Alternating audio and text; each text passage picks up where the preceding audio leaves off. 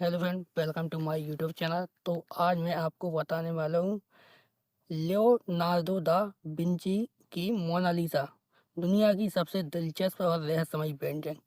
Leonardo da Vinci को हम याद करें तो हमारे जहन में विंची की तस्वीर नहीं उभरती, बल्कि मोनालिसा की आमंत्रण देती हुई चुंबकीय अद्भुत मुस्कान वाली तस्वीर हमारी आंखों में कौंध जाती है।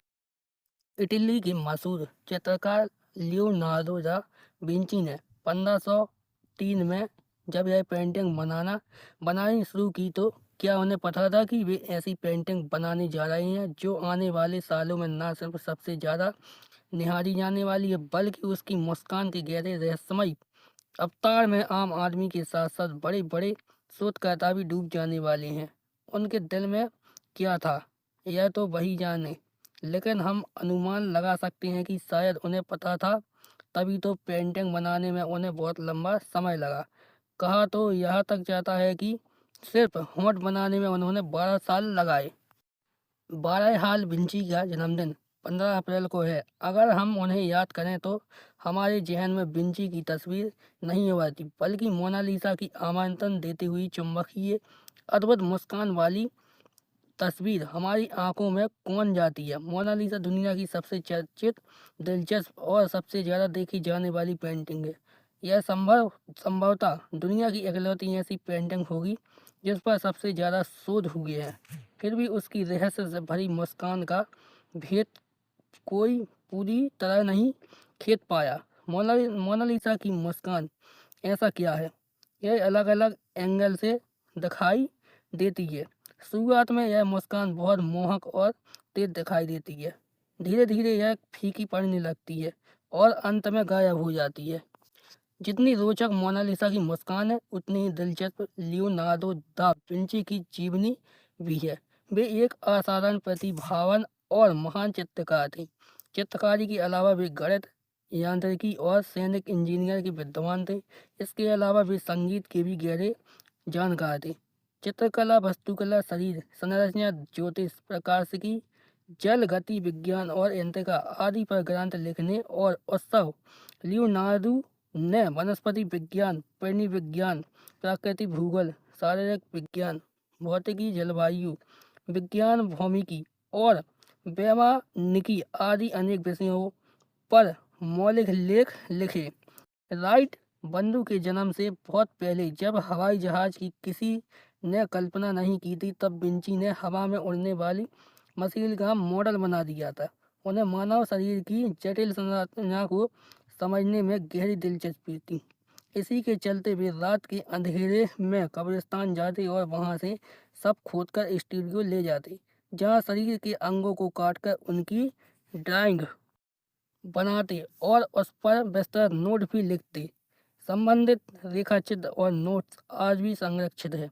मोनालिसा के अलावा उनकी उनकी चर्चित कृतियों में द लास्ट सफर और मैडोना शामिल है। उन्होंने अनेक क्लासिकल कृतियां बनाई। विशेषज्ञ इनमें से कुछ को मोनालिसा से बहुत बेहतर माना जाता है, पर चर्चा में सिर्फ मोनालिसा क्यों है, आगे देखिए। लियोनार्डो दा विंची का जन्म इटली के फ्लोरेंस शहर के विंची नामक एक छोटे से कस्बे में 1452 में हुआ था। कला में उनकी गहरी दिलचस्पी को देखते हुए उनके पिता ने उन्हें पेरिस भेज दिया, जो उस समय कला शिक्षा का प्रमुख केंद्र था।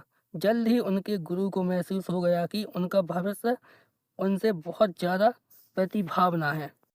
एक दिन मोनालिसा की पेंटिंग चोरी हो गई।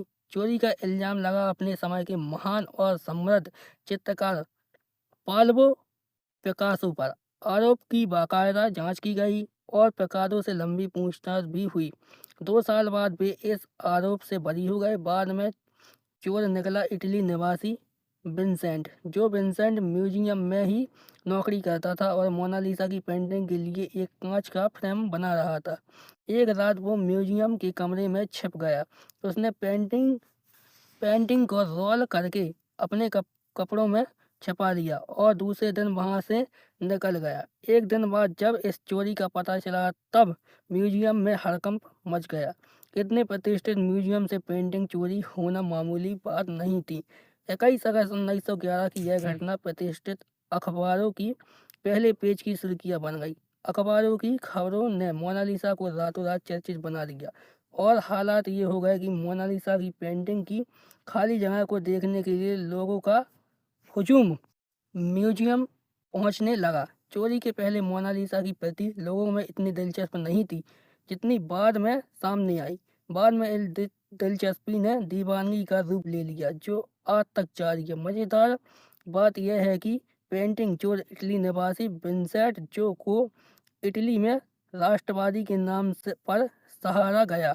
दरअसल विंसेंट का कहना था कि उसने चोरी नहीं की इसलिए कि क्योंकि वह पेंटिंग को उसकी असली जगह इटली ले जाना चाहता था। बाद में उसे सजा हुई।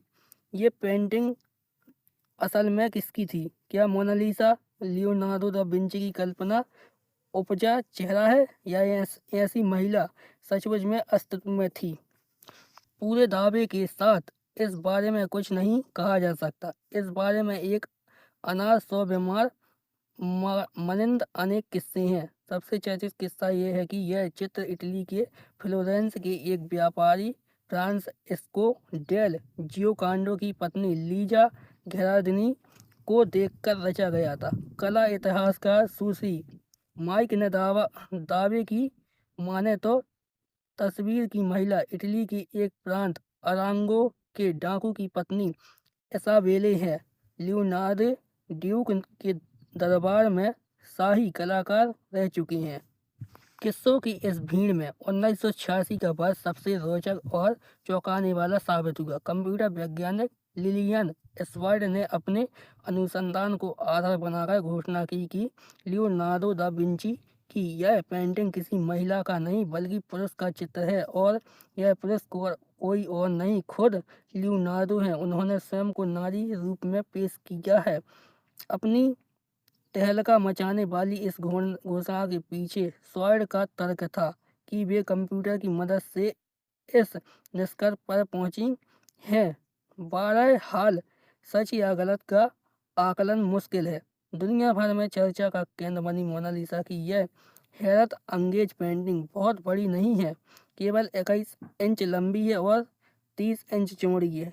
इस चित्र को सहेजने के लिए इसे एक विशेष प्रकार के शीशे के पीछे रखा गया। इस शीशे की विशेषता यह है कि यह ना तो चमकता है और ना ही टूटता है। यह पेंटिंग ऊपर लकड़ी के पैनल पर तेल से रंगों से बनाई गई। चित्र की पृष्ठभूमि एक खूबसूरत नदी है, पेड़ है और झरने सा दृश्य प्राकृतिक वातावरण है। मज़ेदार बात यह है कि खूबसूरत मोनालिसा की भौहों नहीं है। इस बारे में कहा जाता है चित्र को बनाते समय आईब्रो भी बनाई गई थी लेकिन वक्त के साथ इसके रंगों ने साथ छोड़ दिया। अब बात मोनालिसा की मुस्कान की। जापान के एक डॉक्टर ने यह कहकर पूरी दुनिया को आश्चर्यचकित कर दिया था कि मोनालिसा की मुस्कान का राज उसके ऊपरी जबड़े के 2 टूटे हुए दांत हैं। इसके चलते उसका ऊपरी होंठ एक तरफा दबा हुआ नजर आता है जिसे हम अनजाने में मोनालिसा की मुस्कान समझ लेते हैं। मोनालिसा की मुस्कान के बारे में एक तथ्य यह भी सामने आता है कि उसकी मुस्कान ना तेज होती है, ना फीकी पड़ती है, ना गायब होती है। दरअसल ये देखने वाली की नज़र है, उसका माइंडसेट है जो बदलता रहता है। सच जो भी हो, लेकिन ये तो तय है कि मैडम लीसा या लीजा इतालवी में मोना का अर्थ मैडम होता है। एक अद्भुत दिलचस्प और मिस्टीरियस मुस्कान वाली खूबसूरत महिला है। कोई फर्क नहीं पड़ता कि आपको आर्ट में रुचि है या नहीं, लेकिन अगर आपके सीने में एक धड़कने वाला दिल है तो मोनालिसा की पेंटिंग को एक नज़र देख लें। हमें पूरा भरोसा है कि आप मोनालिसा के मोह पास में अपने आप को गहरा जकड़ा हुआ पाएंगे। उसे व्यक्त होना मुश्किल नहीं है, असंभव है। अगर आपको मेरा वीडियो अच्छा लगा हो तो वीडियो को लाइक कीजिए, चैनल को सब्सक्राइब कीजिए और वीडियो को ज़्यादा से ज़्यादा शेयर कीजिए।